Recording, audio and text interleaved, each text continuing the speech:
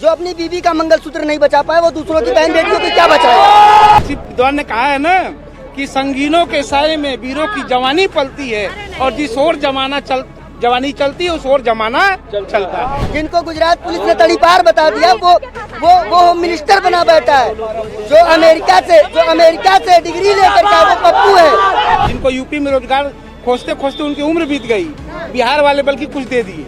ये शर्म आनी चाहिए योगी जी को और भाजपा सरकार को। 40 करोड़ जनता इनको 140 सीटों में निपटा देगी। रिजल्ट आने दीजिए आप 4 तारीख को, ये दोनों गुजराती भाग जाएंगे विदेश। चुनाव प्रचार के माध्यम से आरोप प्रत्यारोप का सिलसिला चल रहा है, लेकिन जनता जनार्दन है, जनता अपना मत रखेगी और उसी के साथ यहाँ पर कुछ सपा समर्थक भी हैं। इनसे बात करते हैं और जानने की कोशिश करते हैं कि आखिर इनके जहन में क्या है, क्योंकि एक तरफ तो 400 पार का नारा है तो दूसरी तरफ लोकतंत्र को बचाने की चर्चा है। क्या लग रहा है, माहौल क्या है इस बार? इस बार माहौल बहुत अच्छा है। हाँ। मोदी जी की विदाई कंफर्म है। मोदी जी की विदाई कंफर्म है? जी जी। कैसे? क्योंकि समाज के हर वर्ग के लोग, हर जाति धर्म के लोग जो है वोटिंग कर रहे हैं। हाँ। इंडिया गठबंधन को, तो जीत पक्की है इंडिया गठबंधन की। लेकिन इंडिया गठबंधन जो एकत्रित हुआ है, इससे बहुत से लोगों का तो ये भी कहना है कि अगर अकेले लड़ते तो ज्यादा मत देते। कौन? ऐसे लोग मिलते हैं, लोग कह रहे हैं ऐसा। क्या कह रहे हैं? कि अगर अकेले लड़ते अखिलेश यादव तो ज्यादा मत मिलते, ऐसा कुछ है क्या?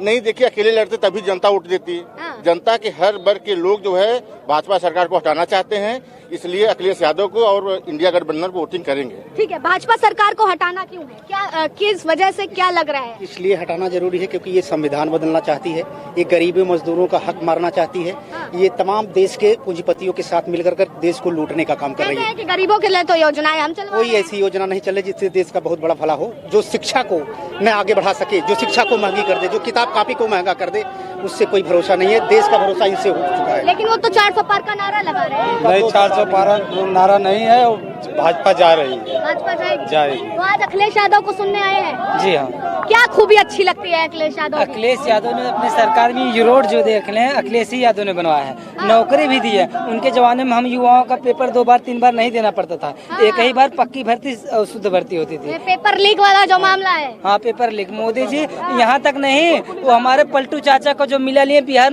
में भी लीक हो गया है। इसके पहले 17 महीने में जो तेजस्वी यादव ने पेपर करवाया था, फ्रेश भर्ती फ्रेश थी, और इन्होंने पेपर लीक करा के आज तक भर्ती नहीं की है। माहौल क्या देख रहे हैं? हम तो माहौल ही पूछने आए हैं। जी, आज जो मुद्दे हैं, हाँ। महंगाई, बेरोजगारी, किसानों का जो मुद्दा है, इस पे कोई बात ही नहीं हो रही है। हाँ। बात केवल हिंदू मुस्लिम मंदिर मस्जिद।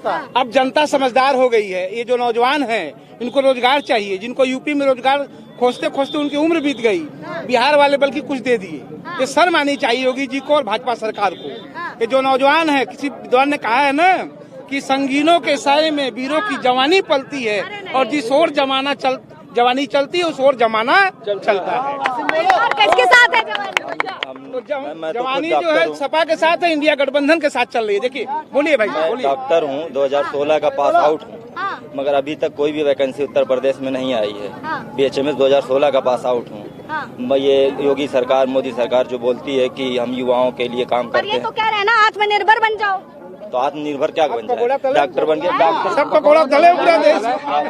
कह तो रहे हैं कि पकौड़ा तले। डॉक्टर बन के क्या करेंगे? इनकी स्थिति होने जा रही है, हिंदुस्तान की सब कुछ 140 करोड़ जनता इनको 140 सीटों में निपटा देगी। रिजल्ट आने दीजिए आप 4 तारीख को, ये दोनों गुजराती भाग जाएंगे विदेश। यहाँ हिंदुस्तान में नहीं रुकेंगे। कह रहे हैं कि राहुल बाबा विदेश जाएंगे। राहुल नहीं, रुकिए। राहुल का खानदान, राहुल का खानदान जो है, 3 पीढ़ियों ने इस देश में कुर्बानी दी है। 3 पीढ़ी, उनके पिताजी शहीद हुए, उनकी दादी शहीद हुई हैं, समझे? और उसको कह रहे हैं कि देश भाग जाएंगे। भागेंगे ये सबसे अच्छे प्रधानमंत्री साबित होने वाले आने वाले समय में। पर उनको तो पप्पू कहने दीजिए, कहने दीजिए, जनता पप्पू कहते हैं। मोदी को भी तो कहते हैं। अमेरिका से पढ़ के आया हुआ इंसान पप्पू है, और वो मोदी जी चाय बेचते हुए वो क्या है?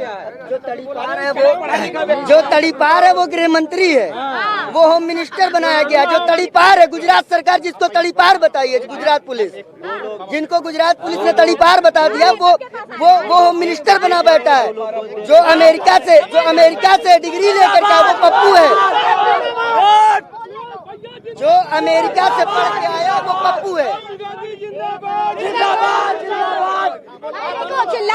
मौके नहीं साफ हो पाएंगे। जो इंसान ग्रेजुएट है, जो इंसान अमेरिका से पढ़ के आया हुआ है, वो पप्पू है। जिनके ऊपर तड़ीपार लगा हुआ है गुजरात में, वो इंसान होम मिनिस्टर बना बैठा ये तो है। कह रहे हैं ना 2047 तक भारत विकसित कर देंगे। क्या कर देंगे आप? 10 साल में क्या कर लिया आपने? 10 साल में तो लगभग 90% कुछ नहीं कर सर, एक 10 साल में कुछ नहीं कर पाए, आप 47 तक करेंगे। एक कंपनी कोई खोले हो तो बताइए, सब तो बेच रहे हैं। बेचने को बचा रह गया ना, इसलिए देखिए रेल बेच दिए, सेल बेच दिए, भेल बेच दिए। अगर इतना दम है तो सड़कें बना दी। मैडम सड़कें बनी का है? आप जिस पे खड़ी है अखिलेश यादव की सरकार ने बनवाई है। ये अखिलेश यादव की सरकार ने बनवाई है।